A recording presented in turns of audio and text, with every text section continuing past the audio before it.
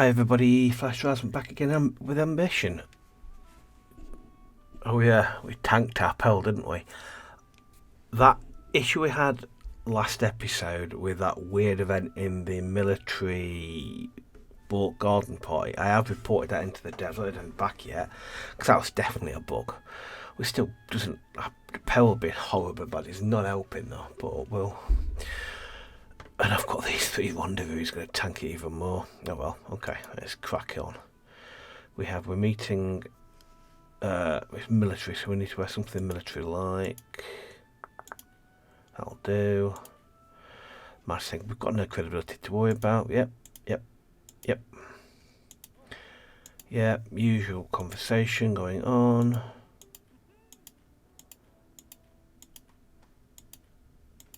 Yep, fine pair, fairly standard. Yeah, those. It would be nice if those events with the characters were somewhat different. And we had the event with Elizabeth, which was very different. But then the rendezvous after that have stayed the same. This is Revolution. Oh, this is the other guy, isn't it? I've not got really like right, that'll do. This is gonna be yep. Standard. Yeah. Yeah, standard. Cool. That went quite well. Let's apply for that one. Right, this is an actual party. Okay. With that credibility, absolutely shocking. This is a church. We need to find a nice church. Oh, go. I'll do. Go to the party. No, head straight to the party. Credibility. We're still credibility, even though we've got. Okay. Even though we've got really, really bad exhaustion, we've still got massive credibility jump.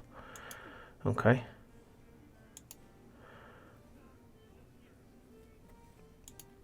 Okay, that's helped. Peril. Now let the games begin. Right, what have we got to go at? We have got somebody who wants to religiously pious. Peril. We've got over here, we have got Chip Jet Gossip. We've got 0 to 15 Peril. Let's go with this piety one. Your presence hasn't gone unnoticed by those who consider themselves extremely pious. For some unbelievable reason, they doubt the honesty of your intentions here. This might be the ideal chance to turn such attacks around on them. Pick the conversation. You breathe in deep and take in a smell of nearby candles as you survey the party for the best potential targets of your social endeavours. In fact, you manage to spot a cluster of people who should be perfect for just that, exactly the sort who can provide the best gossip. However, just as you're about to walk over, you're intercepted by a woman who isn't merely wearing a sour look on her face. She instead appears to be living that look. Bonjour, Madame de Cobb. Let me save you your time. Let me save you some time and tell you that your reputation has preceded you. A lot has been said about your conduct, and none of it labels you as a woman of God. That's a fair point. So answer a simple question. What exactly are you doing here? Whatever happened, forgiveness, I'm here to change my ways. If you know me so well, why then you don't cross me? Don't wish to become a martyr? No, we can't afford to do that. I think if you spoke to Father Sadotti, he would be able to vouch for me. Really, you of all people know Father Sadotti, she asks. We're praising you more carefully this time. Gain some credibility. If that's the case, I can imagine you can't be as bad as I thought. She continues more cheerily. You resist her to roll your eyes. She saw to seemingly satisfied with the results of her uninvited judgment. With her dispatch, you approach promising you were seeking before I managed to chat with them for a few moments before they disperse. Yeah. As the other guests scatter, you carefully rehearse your newly acquired gossip in your head in order to commit it to memory. It's not your ideal outcome, but you still manage to rid yourself of a prying fool. If nothing else, that's a victory on its own. Okay. So we've got standard conversation, man with grudge. We've got Bringing out. So what do you want to do this while? This would be an interest. It seems that new man is up needs in need of help. There's that one. There's a pious woman at a party. 2 men. How will I go? That's just too much of a risk. There's too much in that. Let's do it anyway. What's left at a few risks? You notice 2 men sequestered off to the side in the chapel. Speaking low tones while their eyes glance furtively back, the sight alone is enough to draw you towards it, like a devout pilgrim towards a holy place. Indeed, I've heard some rather fascinating things amongst the priests that I know, but even now I fear that the wrong person might overhear it. We're too overcome that some of my friends have remained in the military, and they have a lot to say about the sorry state of affairs. I can barely keep such things to myself, but the risks are too great. I'm simply too close to the story, and the consequences of indiscretion could be dire indeed. Dire consequences for getting caught leaking a story is a refrain that sounds all familiar to you. I suppose we have nothing to discuss them. Even at this distance, you can see these men are overflowing with the desire to spill their respective secrets. That it would be trivial to task to get them to speak up. However, if they're to be believed, you'll certainly anger members of whatever group you take gossip from. They're starting to walk away from each other. Who should you follow? Well, I want moves connected to church. I can't remember what Pierre wants us to do. Church, because I'm not so bothered if we upset Sadotti on this one. As they part ways, you follow the old man at a distance. You catch up with him in a different part of the party, as far from his erstwhile companion. Ah, bonjour, madame, he says with a polite bow of his head. How may I help? I feel like I've forgotten to talk tonight. I've forgotten how to talk tonight. Your efforts to pry the secrets from this man are so that you almost have to stop yourself from laughing. You have what you want from him in short order. Outrageous church gossip. Of course, there are obvious consequences for dealing with a man who clearly can't keep a secret. It won't be long before everyone in the church knows that you sort out rumours about them. Yeah. The conversation that follows afterwards is decent, if nothing else. This is especially good because you'll have to keep talking with him for some time. This dance has a particular rhythm. This one can't leave. This one can't, and one can't leave too early, lest they risk arousing even further suspicion. However, the moment you spot a polite opening in the conversation, you manage to break away. All things considered, that certainly feels like a success. So we've got a bishop has called for the censorship of the opera. A country priest in the past for sexual honours being granting asylum to accused criminals. A group of priests are raising money to buy large parcels of farmland from destitute farmers. This is an act of relief or just expanding the church's ownership of France. Okay. 20th of June, I think we know what we're doing here. Going on. This morning, the representatives of the Third Estate went to meet in their usual chambers, but they were all blocked by a combination of armed guards and construction workers who claimed their chambers were being shut down for renovations. When the representatives attempted to enter anyway to hold a meeting, the armed guards forced them away at gunpoint. Without a place to meet, the increasingly angry representatives found an empty tennis court. There they met and discussed the latest issues ahead of them, especially the Crown's latest attempt to thwart their ability to organise. They were not alone in this meeting. I've completely lost the ability to talk tonight, which is a bit of a bugger when you're playing a narrative game. But anyway, I shall muddle on. They were not alone in this meeting, joined by several sympathetic members of the clergy, as well as a group of nobles who aimed to reach across the political aisle and break the deadlock that had been plaguing the Station Royal.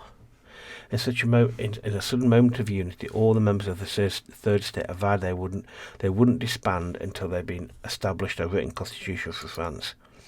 This is the first time the Third Estate had openly opposed His Majesty the King. Revolution has gained a decent amount of power. Bourgeoisie has gained a decent amount of power. The bourgeoisie have moved closer to the revolution. The exact wording of the tennis court oath borrowed heavily from the Declaration of Independence issued by the American colonists to the King of England. It is not surprising, as many of the most ardent constitutionalists were army officers sent by His Majesty to help the Americans so off the shackles of an unjust monarch.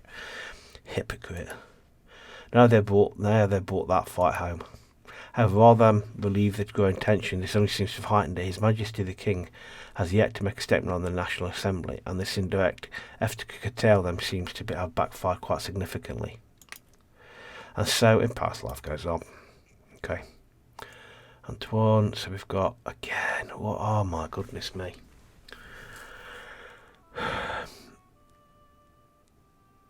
So, but, yeah, that's the day's date, and then we've got a whole other week of parties. That's just bonkers. Okay. Yeah, this is just insane. I'm actually gonna decline this because we need that space in the diary. I'm gonna accept Elizabeth.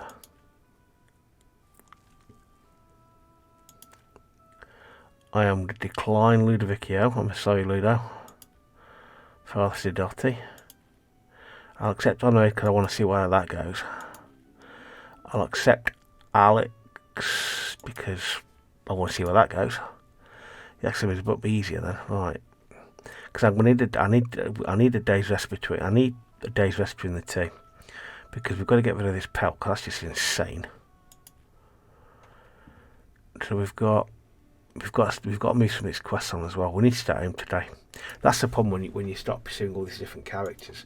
You don't get time to actually explore Paris. You're too busy on rendezvous that don't really do anything.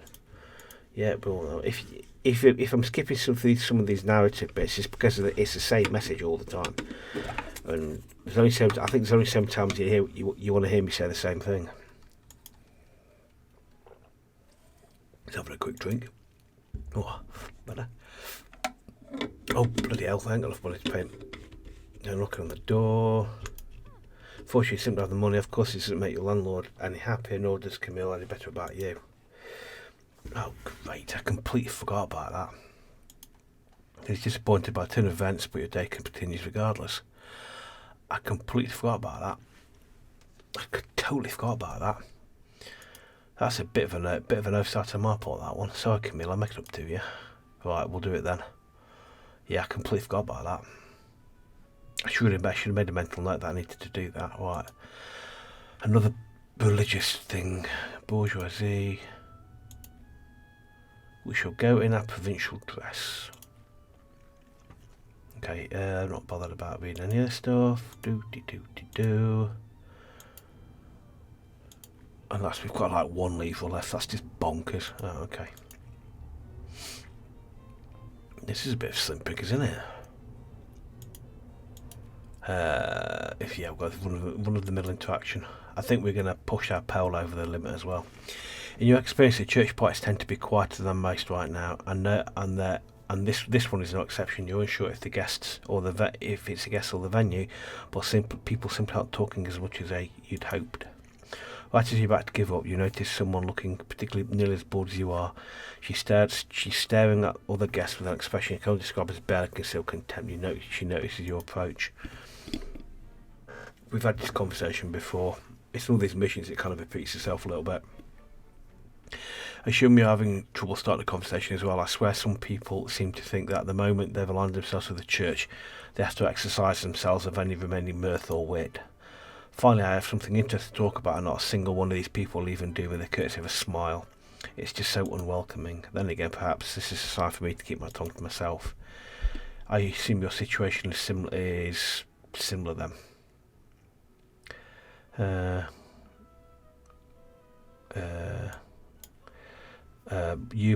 We've just met. No, I shouldn't be spending such school assumes in fact you're clearly trying to pry them out of me. Only confirms that fact. Oh, great.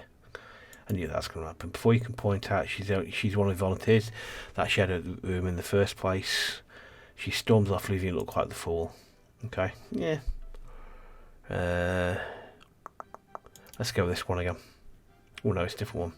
An unfamiliar young man of good Christian upbringing is in need of help. While this wouldn't normally be of political interest, it seems that he might know quite a bit of scandalous goings on within the church. Pick the conversation. Bonjour, Madame de Coche, says an unfamiliar young man as he approaches you.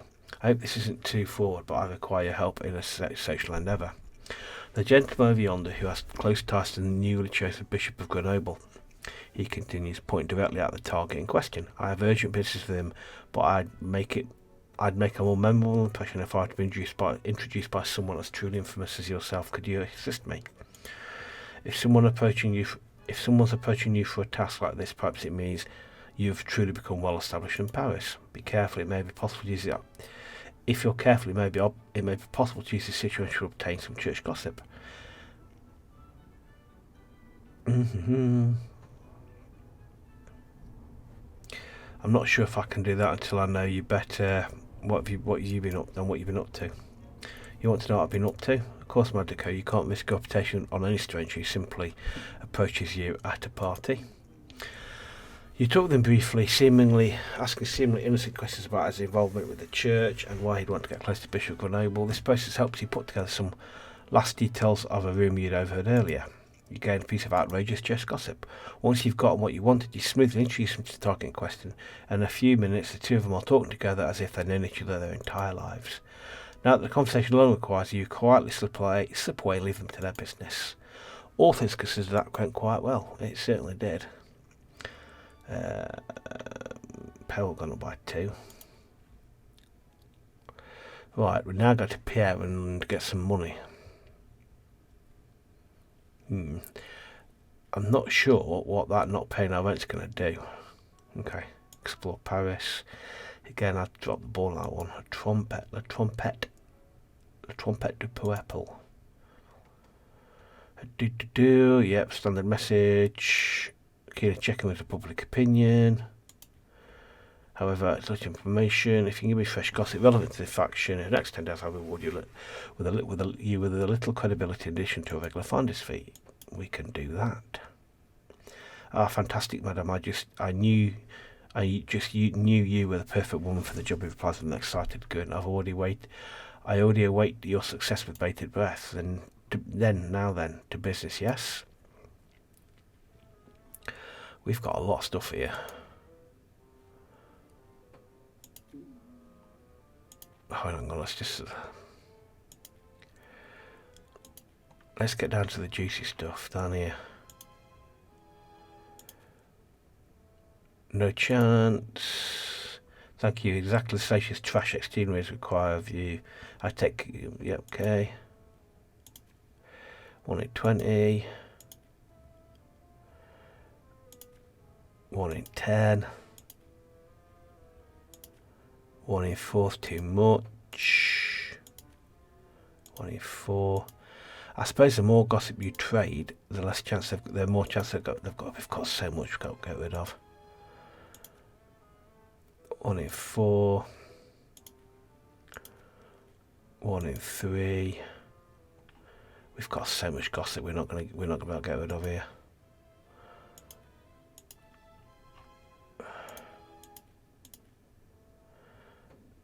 Is it worth a 1 in 2 chance? 50-50. That could have got a bit greedy then. Not to worry.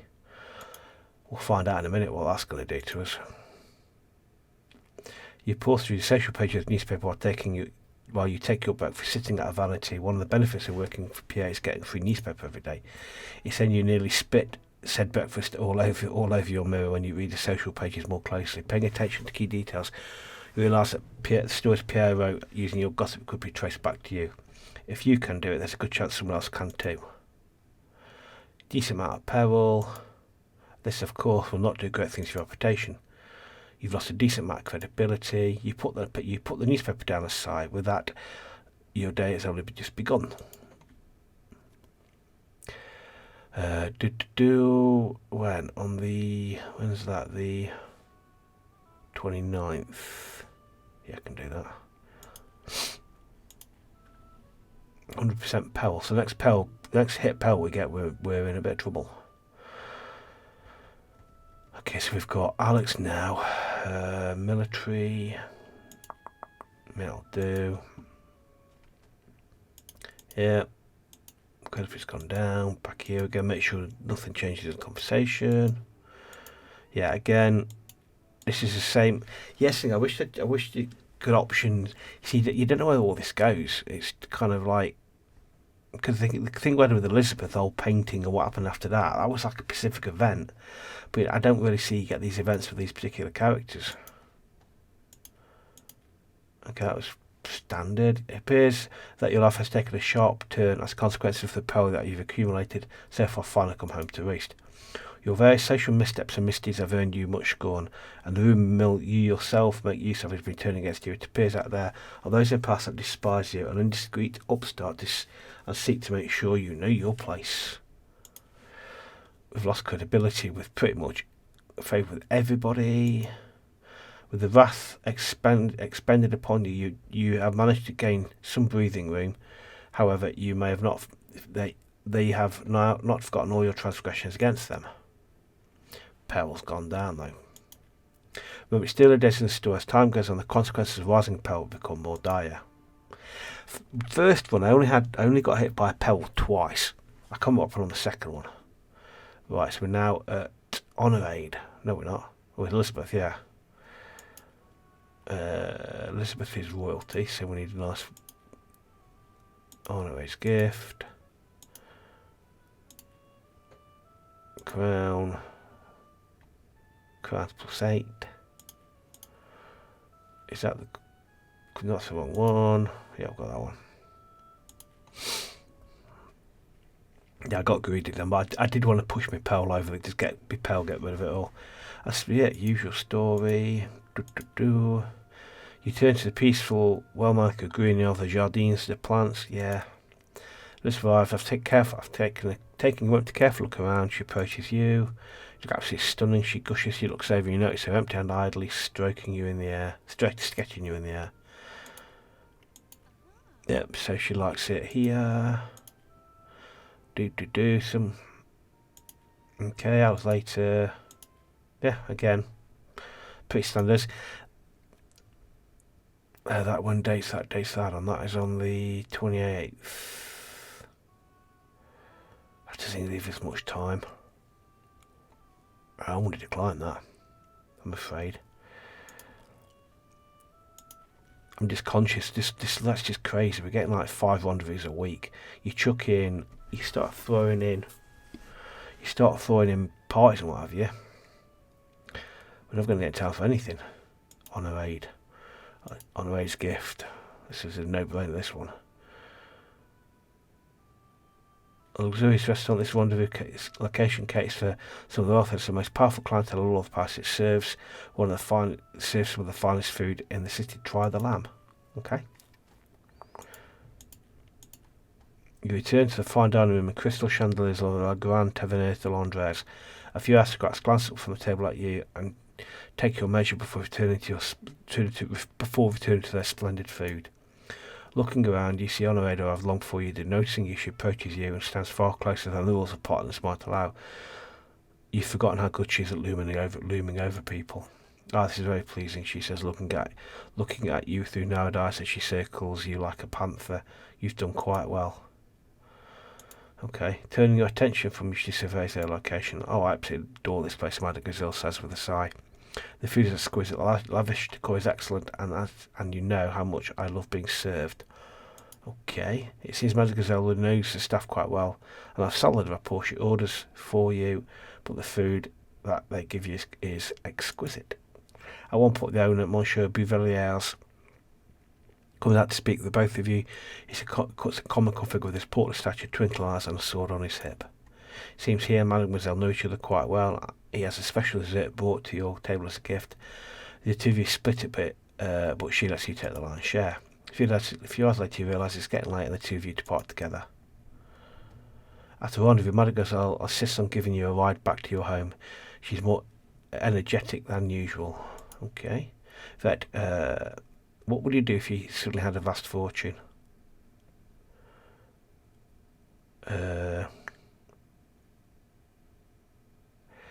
Establish several income streams and use leftovers to bear myself an avalanche of luxury. I'd relax after work. I'd fancy I wouldn't have money.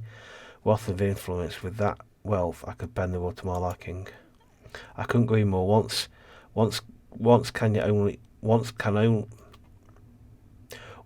it actually one can only have so many things, but beyond that, wealth is for shaping the world. Every day we say things like a day's wage or it's worth my time. Money has always been the hours of human lives wrapped into numbers. Something that precious should be used carefully to build something better. Okay. course, you already know that none of my questions are truly idle. These last few weeks I've been doing my best on learning how to manage my sudden fortune. I finally feel like I've actually know what I'm doing. Oh no, I won't put any money into wallpaper importing. I've reached a point where I know that I'm safe to make my own decisions, and it doesn't feel like Charles's fortune anymore. I retired to my home, and it doesn't feel like his house anymore. Everything feels mine. And something about that leaves me feeling torn. You're afraid you're forgetting him. That's exactly it, she says with a sad smile. I'm afraid that I'll forget him. I know it's ridiculous, but it doesn't make me dread the possibility any less. Of course, while I can actually manage the finances, what I don't have is a purpose. Okay, this is going somewhere strange. The very nature of being wealthy means that the decisions affect the world in a much big. Let's start that one again. I have completely lost the ability to talk tonight. The very nature of being wealthy means that my decisions affect a world much bigger than my own, even when I don't intend to. But all I've determined is that I should be doing something with my fortune other than indulging myself. After all, I have you for that. Oh. Edward feels like Paris has been pulled between such vast. Every day it feels like Paris has been pulled between such different visions for the future. And I think the revolutionaries are right. They are people, and so am I.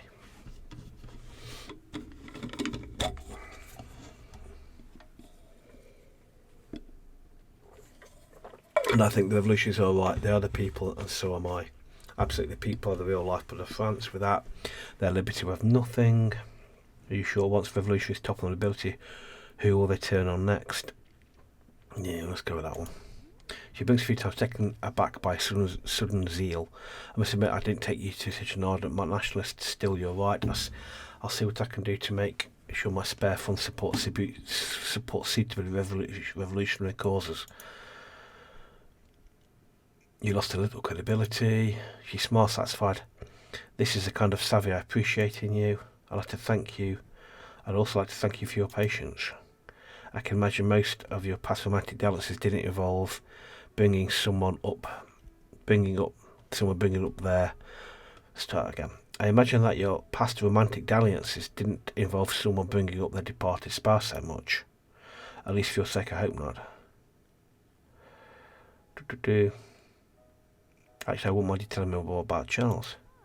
He was vivacious, kind and indulgent. Life just burned inside him like a furnace.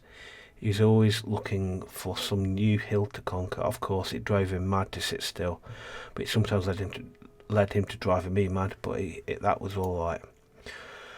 When I was first trying to reach out, when I was first trying to teach myself how to manage my affairs, I read Charles' journals to see what he was thinking when he made all his decisions.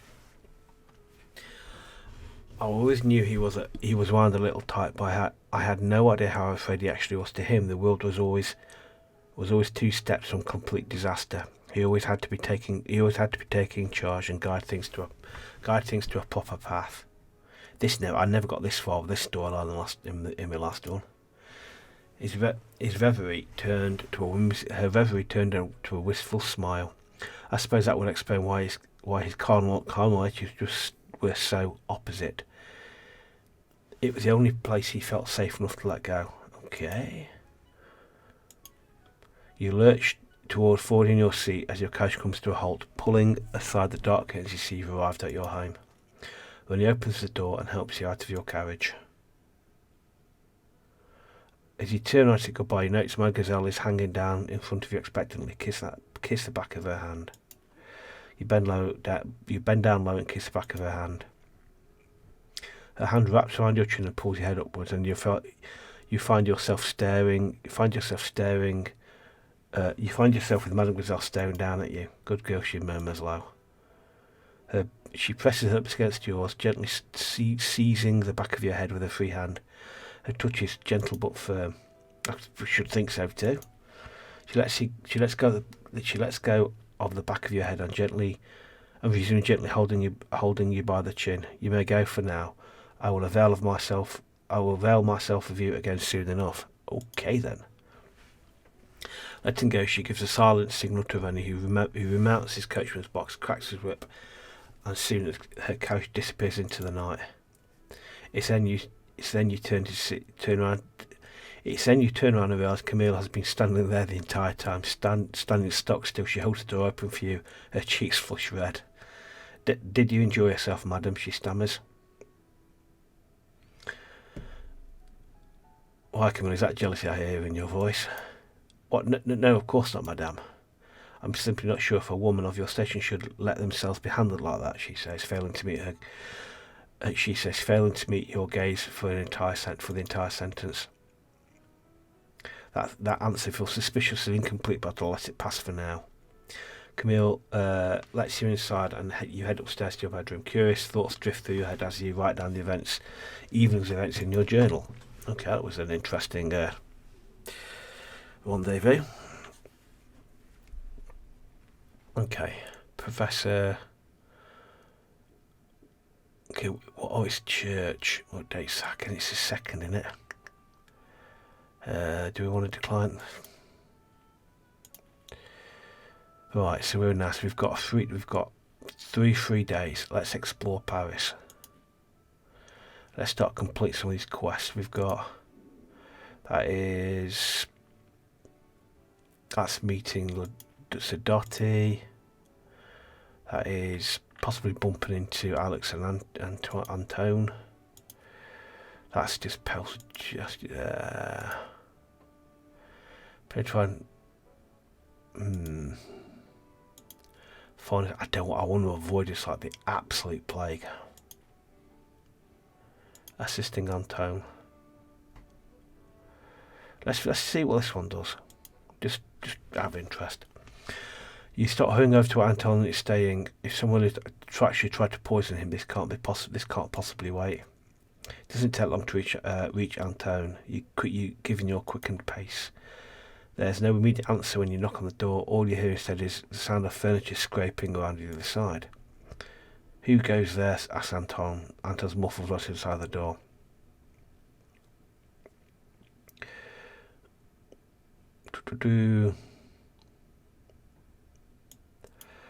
Indeed, right now, discretion is our closest ally.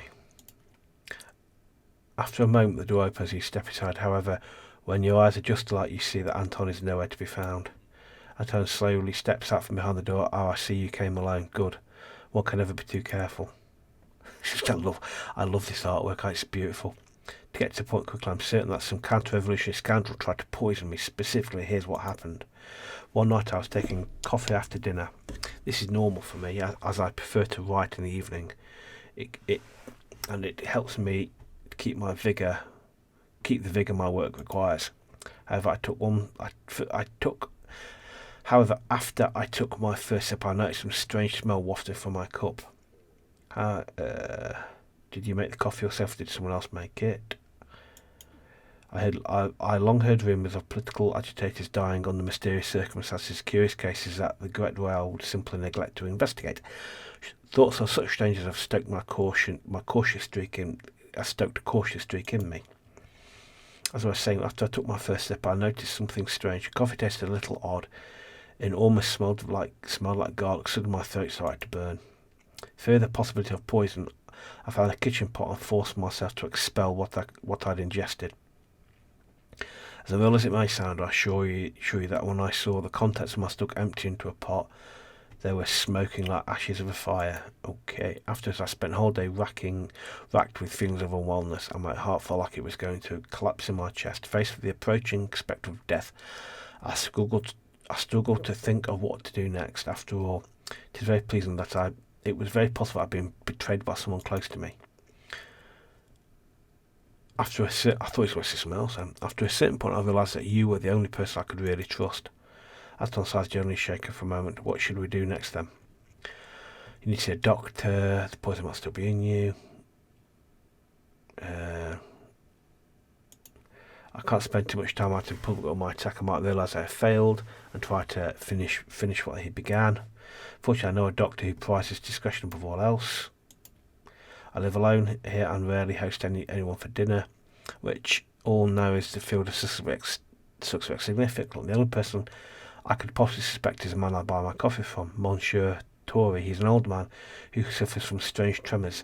He always has a stall at the house at the market. Straight to the source is now available. Okay, I'm sorry, but I must take a lie down. This has been extremely draining. You leave Anton to recover and head home. It's already starting to get late. Well, that's nobody I would trust with this more than myself. Okay. You spend your entire walk home considering every angle of the case. How could a simple coffee merchant become an assassin? What would he have to gain? These thoughts occupy you for the rest of the evening. Okay?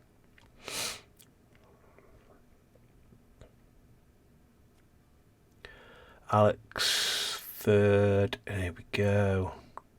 I'm declining that one. Sorry, Alex. I need to keep. We can't have this bonkers madness again. We've got 2 days. I don't want to go anywhere near that. I really, really don't want to go anywhere near that. That's just working up the nerve. What's this one? City, let's even. Oh, I'm trying to think what we need to do. I'm avoiding this one because this has got car crash written all over it. I just don't want to go anywhere near this. I really don't. I really don't go anywhere near this one. I don't trust Joanna. I'm going to avoid that for a bit longer. I wonder whether I can't push the stall until we've done that though.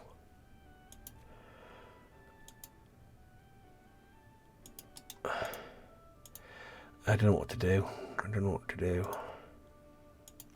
We don't need the money. Return to the estate. We need to have a rest day to get rid of that peril. Let's have a rest day. Let's just not make a decision for another couple of minutes, shall we? Let's just avoid making a decision for a couple of minutes until I can decide what to do. Okay. 28th June 1789. See Camille. Yep. Cool. I like Camille. Don't want to set Camille, do we? Okay, now if I make a decision. Right. I think we've got this one, direct action. That involves peril. I think let's do it. It's not a long walk to the address that Armand provided in his letter, but you wait until the night time before you head out. He said that these notable persons are in Paris attending the state channel, which means that they're only free later in the day when they're out of the session. When you find the address, you see that it's a tavern. It's a tavern, but you see a very little light coming from inside. The front door is shut, along with a sign that reads closed for a private event.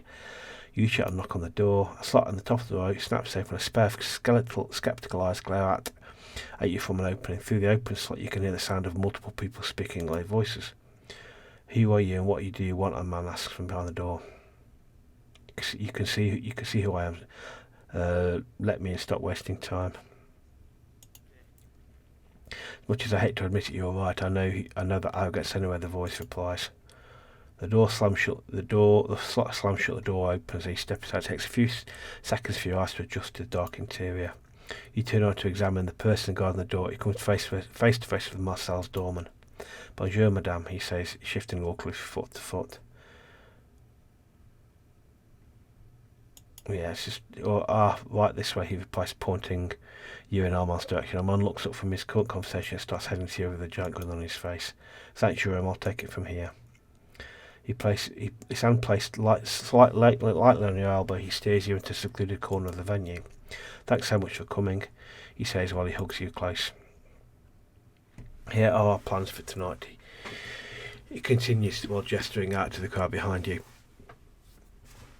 We have all these guests who are in Paris for the State General who are representing the various estates. While they know the General Gentleman Society, they have natural reservations about joining us. I've been called to a special meeting tonight, but Johnny is going to be helping you, alright? A special meeting, you say? Sounds interesting. Oh, but it is, Anton replies before dropping his voice to a low whisper. Well, I can't name any names. It's someone on the King's Privilege Council. Someone speaks with His Majesty regularly. Well, we obviously need all the support we can get. Someone like that could change our fortunes overnight. He exhales sharply. Do I look nervous? I feel I look nervous. Take your escape. Yep, yeah, you're right. He agrees, pausing to steady his breathing. I'll focus on steadying my nerves. Thanks, mon chéri.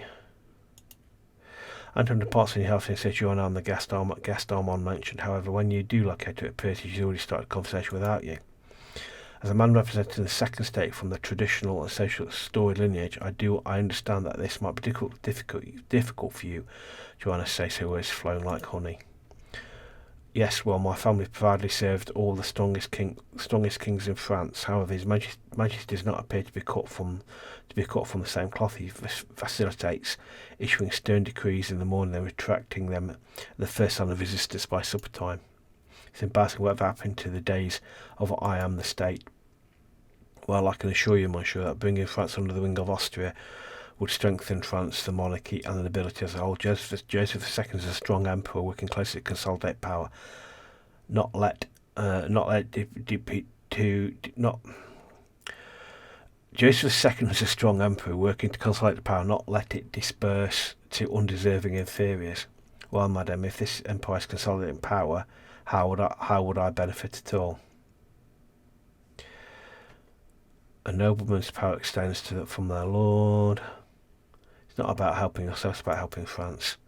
If I wanted to hear such base, I could listen to the revolutionaries. In your case, in case you were unaware, they don't have an interest in helping the men in my position. In fact, if they had their way, my entire lineage wouldn't exist at all. Don't know it anyway. He storms away from both of you, his displeasure as palpable as a bucket of water. He storms away from the both of you, his displeasure as palpable as a bucket of cold water thrown in your face. I'm simply amazed how poorly you just managed that, Joanna insists. Armand will certainly hear of this. Pfft.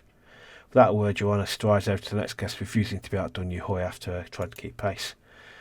This guest is younger and carries the sober bearing of a representative of the third state. He's highly agitated and aggressively serious in equal measure. Joanna unfolds their fan and whispers behind you. Just follow my example while I've done quickly. Bonjour, monsieur. I am Joanna de Jardin. I have been told that you are a well-respected judge from the Hainaut bordering the Austrian Netherlands. Is this why you've been so gracious to show an interest in a humble society? You're well informed, admits. Additionally, my family extends beyond France to the side of the border. This has been a source of some interest. However, I'm deeply concerned about the future. By all accounts, I agree with Joseph II, especially his edicts of religious tolerance. It always sounds good to let good men take on more power, but what about the man who will someday come after him? What guarantee do we have of next man's ability and good intentions? We've already endured Louis XVI. This would let us choose a better man today.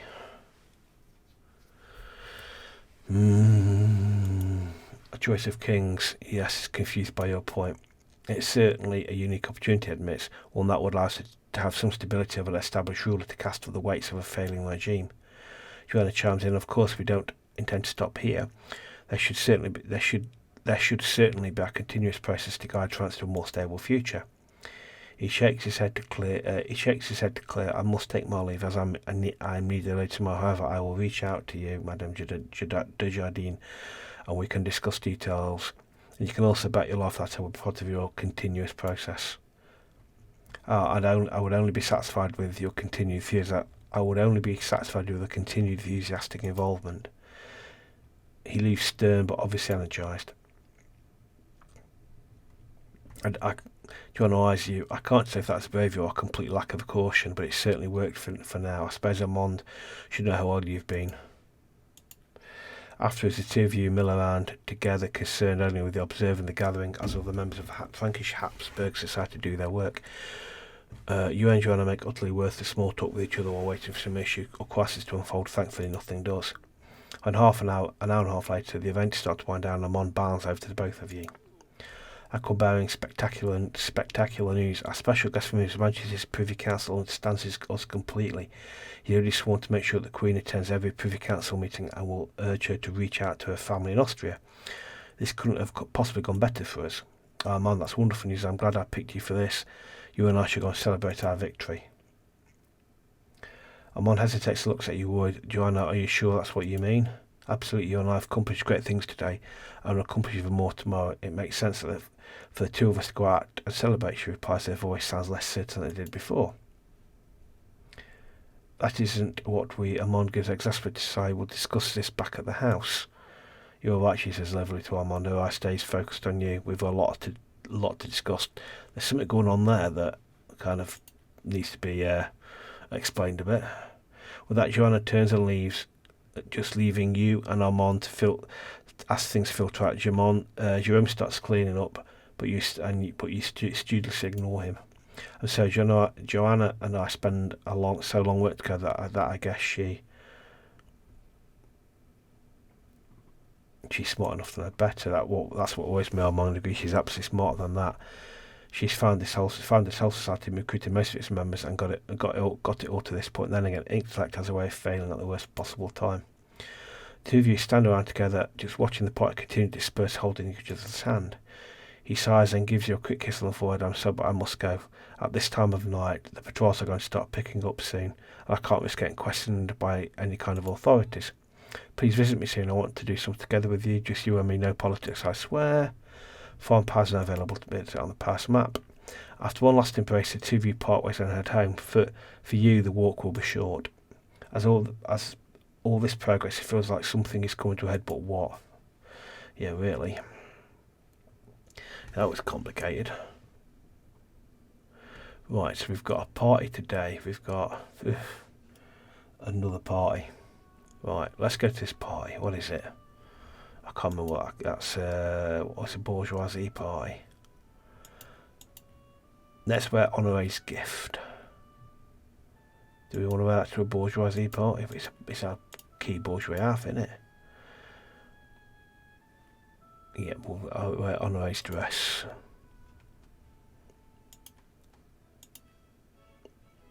Cool. Yep, happy with that. Let the games begin.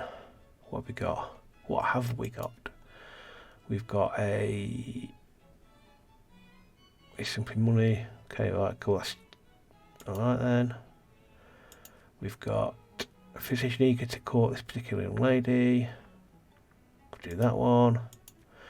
This is okay, all just pretty standard.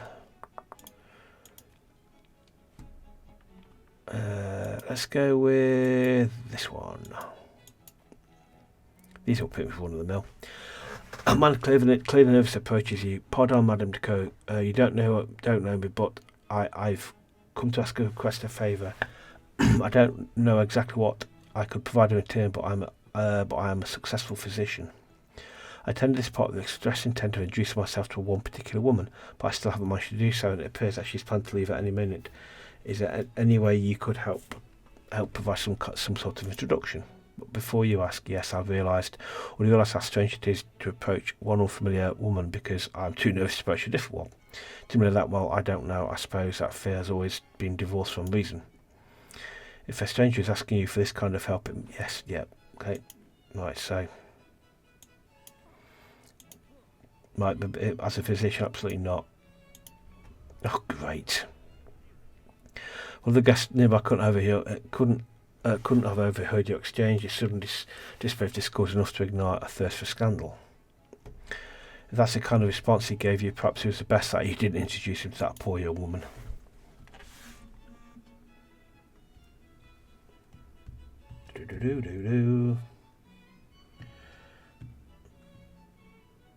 I'm getting distracted.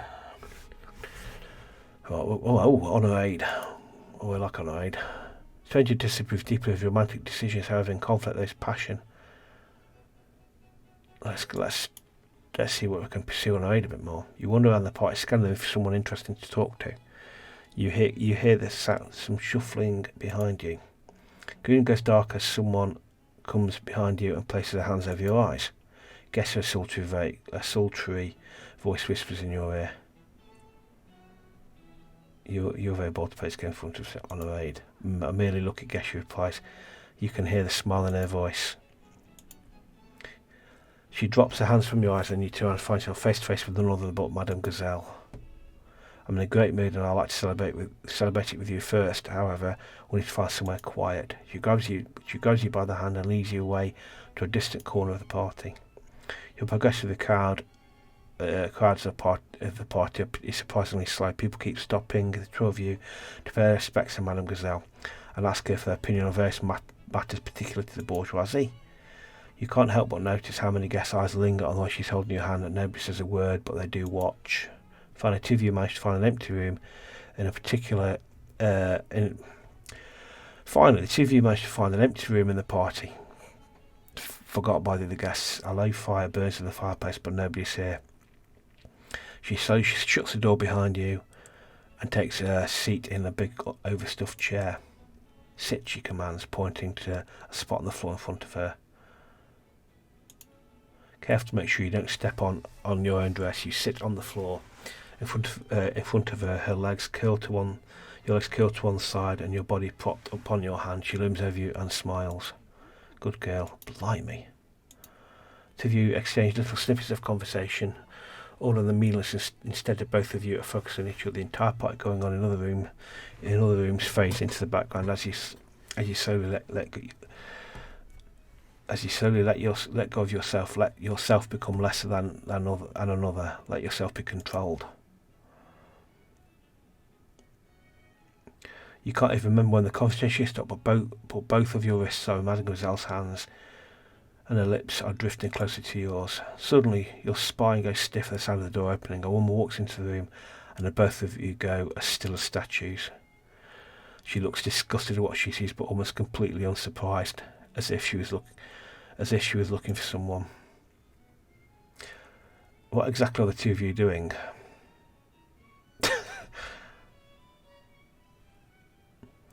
Pardon me, we're in the middle of a romantic moment here. Do you mind? The room goes silent, and even you are taken aback by the audacity of a woman who. The room goes silent, and even you are taken aback by the audacity of the woman who just said that. That is, until you remember that the woman who just made that comment is you. Excellent. Well, this is disgusting. In fact, that both of you are. The interloper replies with venom, but far quieter than she intended. The lack of volume seems to rob her of the intended gravitas. You're at least partly correct, Honore chimes in. I'm too absolutely disgusted. But you're free to leave at any time. This isn't over, she sneers at both of you. You people can't evade the eyes of society forever. Against some peril. With that, she leaves and tries to slam the door on her way out. Unfortunately for her, the door gets caught on the carpet and lazily drifts shut. After a few months, the two of you finally exhale in unison. Well, that certainly got my heart racing, giggles Madame Gazelle. I must admit that I never expected you to be the one defending me, Yvette. In fact, I never really expected anyone to be defending me at all. Taking the time to lock the door this time, the two of you resume your same positions before and spend more and more time together, whispering meaningless nothings and drawing ever closer. Time slips away from the both of you. Realising you've already drawn the fair share of suspicion, the two of you eventually part ways, as if nothing else, this has ensured that you've had a lovely evening. I'll bet. Excellent. Okay then, that was interesting.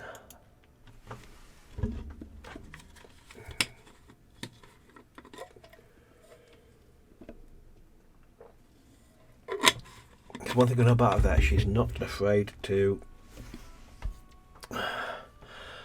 dance on both sides of the fence, so to speak. It felt too inappropriate to say, but anyway, I just quite enjoyed that. It's that part. I just love those little parts of the story. It had a bit of humour to it all. But anyway, what we got in foreign powers.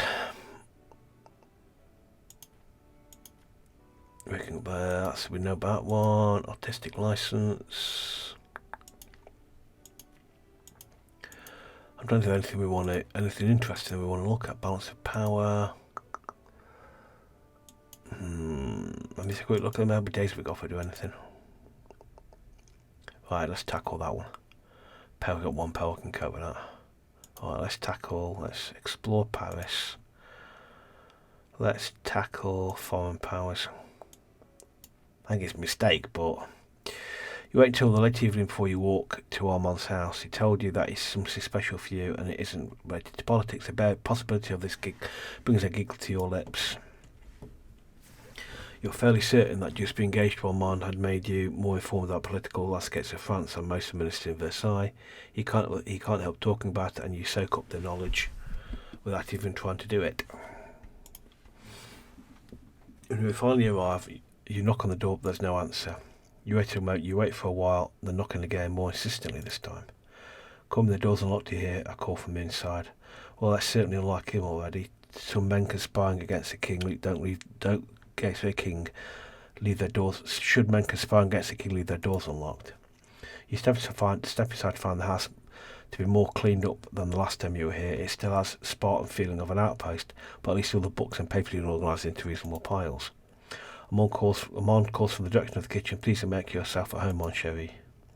You manage to find a seat at the dining room table, which has already been cleaned off and has been covered with a fresh tablecloth.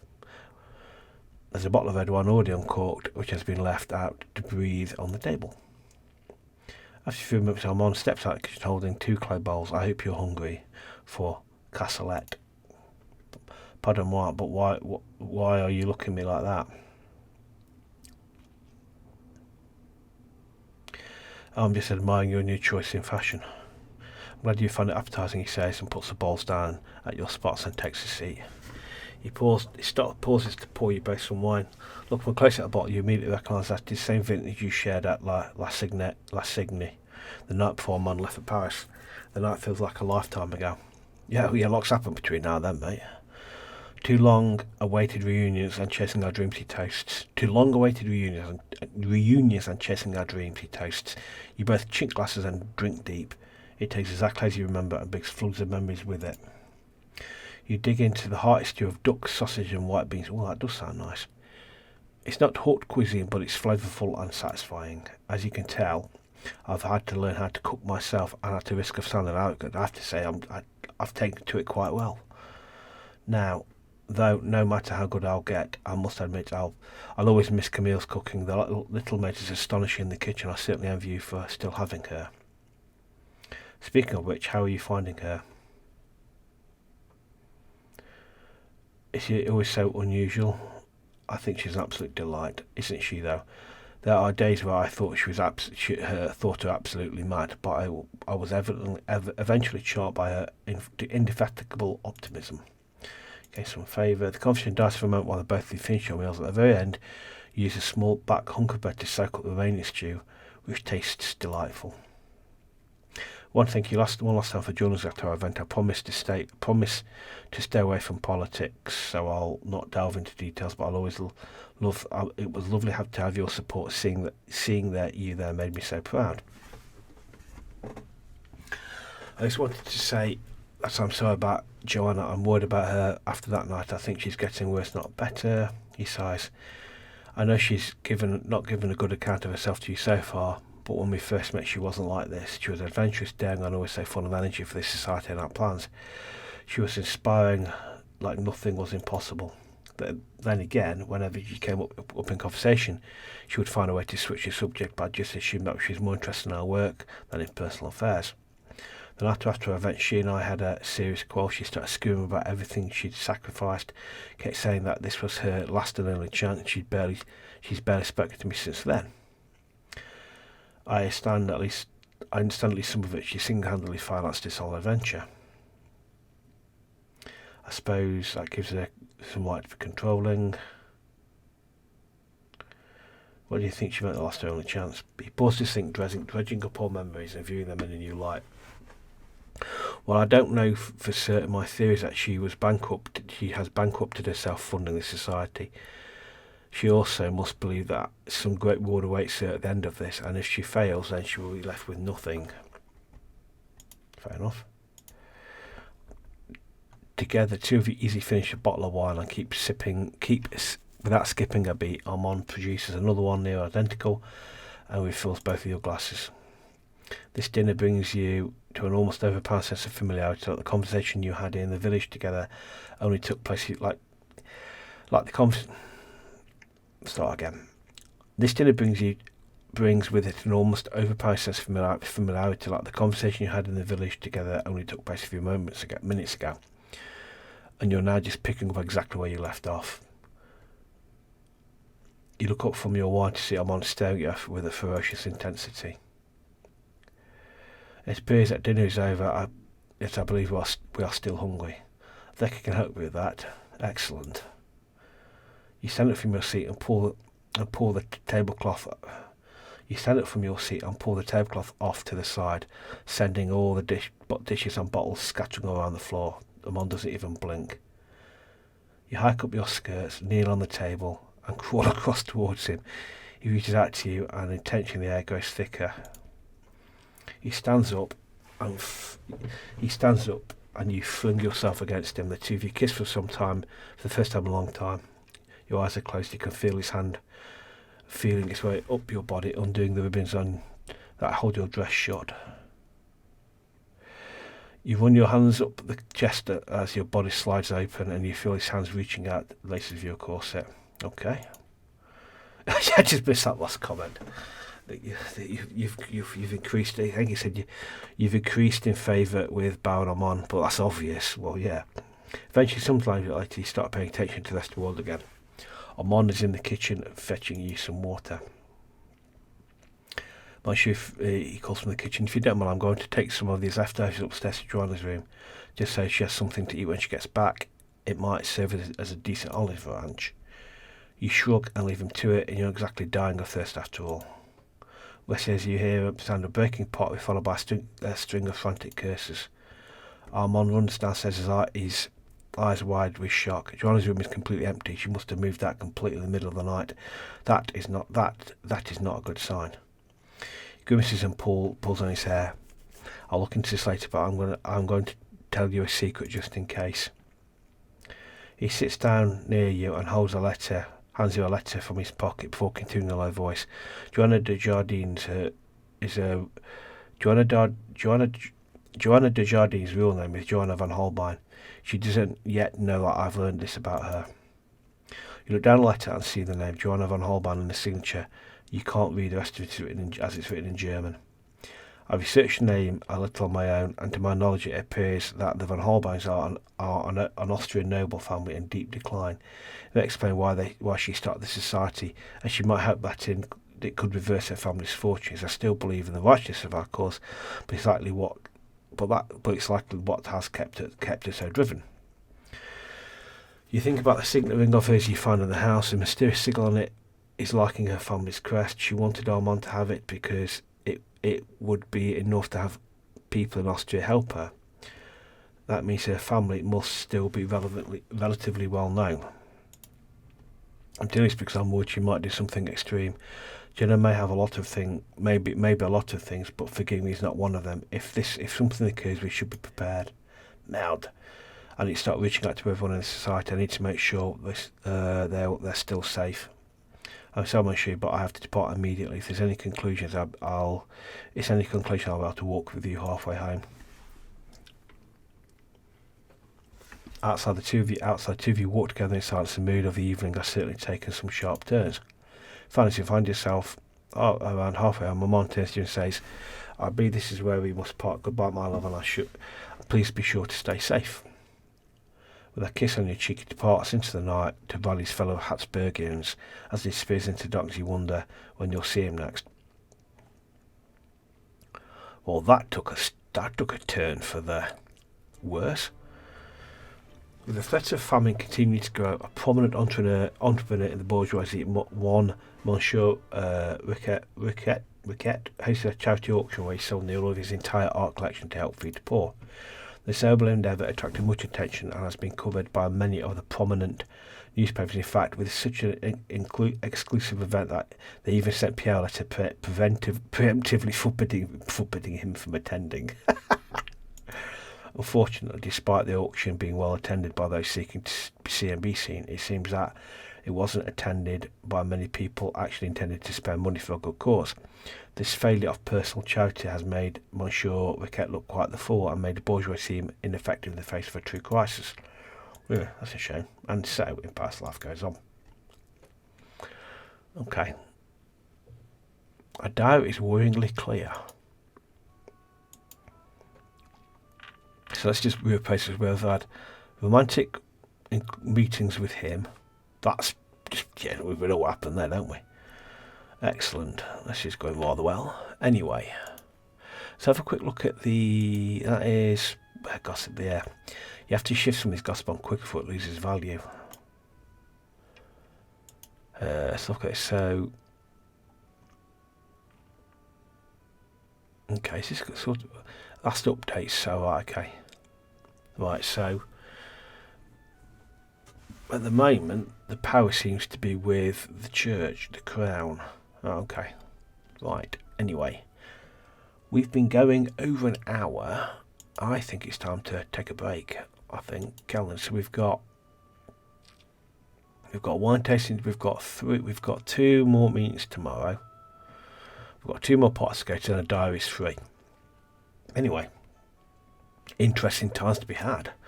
I want to see where this thing with Honor Aid goes, and we've got to just be careful with that Joanna, because that's going to go south. I can guarantee you. But anyway, I hope you've enjoyed this rather eventful episode. I think this ranks alongside the end of the painting with Elizabeth as being one of my favourite episodes. Just the sheer fun we've had with it. But anyway, thanks very much for listening, watching, and I shall see you in the next one. All right then, cheers, bye.